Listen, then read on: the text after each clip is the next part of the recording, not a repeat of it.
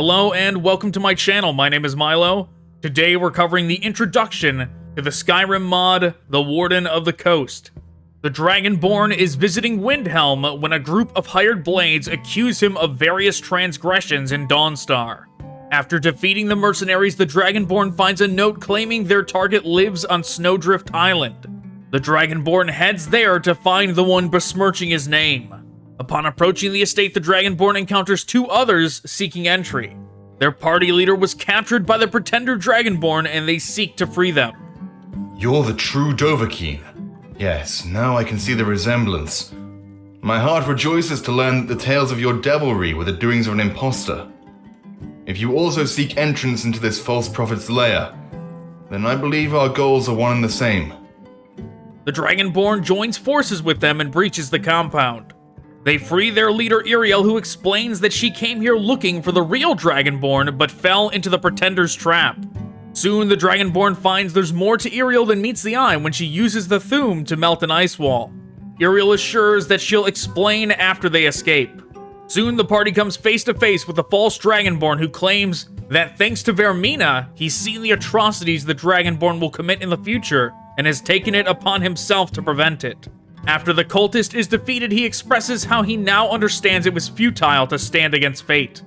I saw fire, death, chaos, and there in the midst of it, you stood, channeling the destruction as you so desired.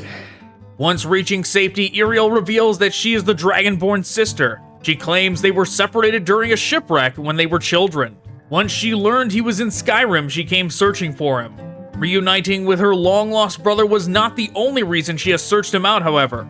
She has a letter claiming to be from their parents pleading for help, and wants the Dragonborn to accompany her on the voyage. The Dragonborn agrees, even if he has reservations about her claims. The ship is docked in Solitude's harbor. I'll make sure they don't leave without you. Oh, one last thing. After all this time, it's good to finally meet you. Upon arriving at the docks of Solitude, we get a proper introduction to the crew. Katri is a vigilant of Stendar that doesn't take kindly to the Dragonborn's predisposition. Stendar's mercy. It's a werewolf. Stay back, monster. Katri, relax. He's no danger to us. Roland is an honor-bound Knight of the Thorn. Ah, Dovahkiin. I heard about your duel with the mighty dragon Alduin, though the dungeons of a madman were hardly the place to speak on such matters. I am honored to serve beside a warrior of your particular valiance and nobility. Hayden is a former Imperial Legion soldier and the captain of the ship. Welcome aboard, my friend. I don't believe we were able to get properly acquainted earlier. Name's Hayden. I'm the pilot of this vessel. And Tia is an aspiring author hoping to find inspiration for her book. By Talos, are you really the Dragonborn of ancient Nordic legend? The one who killed the fearsome dragon of Whiterun with just a mere glance of disapproval? The Dragonborn heads below deck to get some sleep as the voyage gets underway.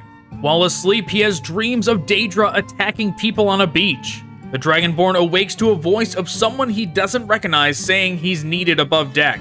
He finds the others just as the ship crashes. The group checks the damages. They're significant but repairable. Iriel puts the Dragonborn in charge of scouting the island. The Dragonborn tells Iriel about the dream he had. Well, I don't know if you believe in things like foresight or prophecy, but I'd rather not stick around long enough to find out. We should get those materials or a new vessel and get off this rock as quickly as we can. He also tells her about the person that woke him up. Her? Well, it wasn't Katri or Tia. They were upstairs with me. You could try looking around. It's quite possible we picked up a stowaway. The Dragonborn searches the ship until finding Jade. Well, well. You must be this Dovahkiin everyone's so infatuated with. The Nords must have exaggerated your ferocity. You don't look like much to me. She's a Dark Brotherhood assassin that's stowed away to complete a contract. Which one of their crew members it is, she does not reveal. She agrees to help in exchange for a cabin on the return voyage. The Dragonborn agrees. Not long after leaving the ship, a distressed orc woman runs up to the party. She's convinced the volcano at the center of the island is about to explode. It doesn't. She introduces herself as Bryn and offers her knowledge of the island in exchange for a place on their ship. The Dragonborn agrees and asks for details about the island they find themselves on. This island has an obsession with keeping its residents contained. I don't know if you believe in curses, but now's a good time to start. Every few years, someone attempts to flee. The swimmers get ripped apart by sharks or octopi. The sailors wash back ashore on the remains of their ship. We even had to scrape a wizard attempting teleportation off the side of Mount Andor once. The group heads to one of the villages to find supplies to fix their vessel. Upon arriving, a gate to Oblivion opens and daedra begin pouring through. The Dragonborn helps the villagers fight them off.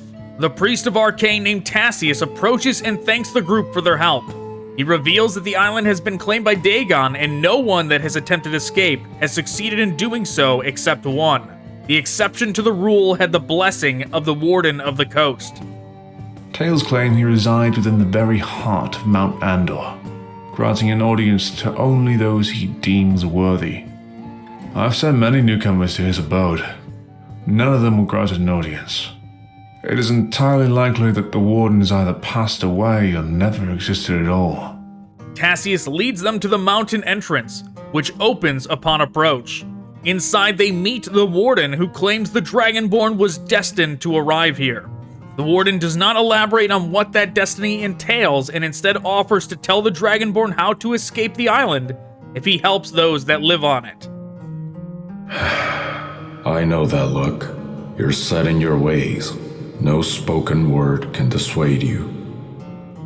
Even so, I cannot grant passage beyond the curse to anyone who simply asks for it. Help the people of my island. De-escalate the hatred they harbor for one another and lead them to make amends. Do this, and I will show you the way home.